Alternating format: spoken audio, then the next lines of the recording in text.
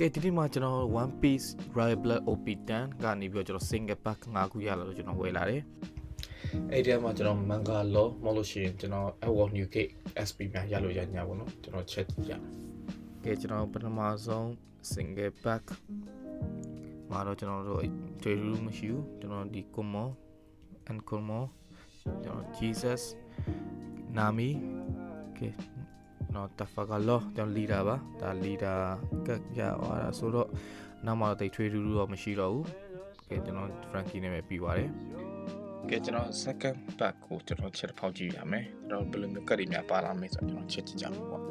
Ian Wire Ben Hazard Wolf Draco number 13နဲ့ဒီ Ben Hazard ကကျွန်တော် character တော်တော်များမေ့နေပြီကျွန်တော်ပြန်ကြည့်ဦးမှာပဲသူ Usopp ကျွန်တော်ဒီ Contra Killer ပြီးတော့နောက်ဆုံးကျွန်တော် Koala နောက်ဆုံးကကျွန်တော် Sanji ကျွန်တော် Red Cat ကိုရသွားတာနောက်ဆုံးကျွန်တော် Smoker Super Rare ကျွန်တော်ဒီ Tashiki ခန္ဓာကိုယ်နဲ့ကျွန်တော် Smoker ခန္ဓာကိုယ်လဲသွားတဲ့အပိုင်းပေါ့ကျွန်တော်ဒီကို big ပိုင်းနေတော့ကျွန်တော်တော်တော်ကြီးမေ့နေပြီကျွန်တော်ဒီ One Piece ကိုကျွန်တော်ပြန်ကြည့်အောင်ပါကဲအခုဆိုရင်ကျွန်တော်တတိယမြောက်မှာတော့ဘယ်လိုကတ်တွေပါမလဲ Nami Bellamy Baruna Robin so ကျွန်တော်Wafu ဘိုင်နာဆိုပြီးကျွန်တော်တက်မဲ့ဝယ်ပြီးတော့ကျွန်တော်အဲ့ဒီကောင်စုထားအောင်မယ်တခါကဲသူတွေတော့မသိတော့ကျွန်တော်တကယ်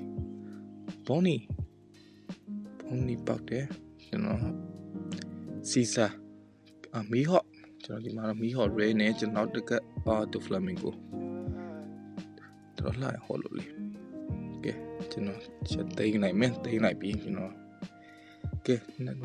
ကျွန်တော်နှစ်ပတ်ပဲကျွန်တော်လေကဲပဲတခုများ hit ဖြစ်တာတခုများပေါက်လာမယ်ဆိုကျွန်တော်ချက်ကြည့်မယ်ကျွန်တော် One Piece ကတွေစပြီးစုနေသူတွေများရှိလို့ရှိရင်လည်းအောက်မှာတစ်ချက်လောက် comment မှာပေးကြပါအောင်ကျွန်တော်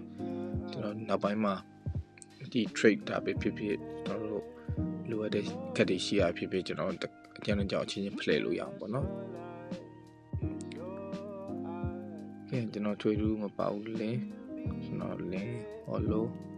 redos ရန်ကောင်းတဲ့ကတ်တွေရောမဟုတ်ဘူးဒါပေမဲ့လေ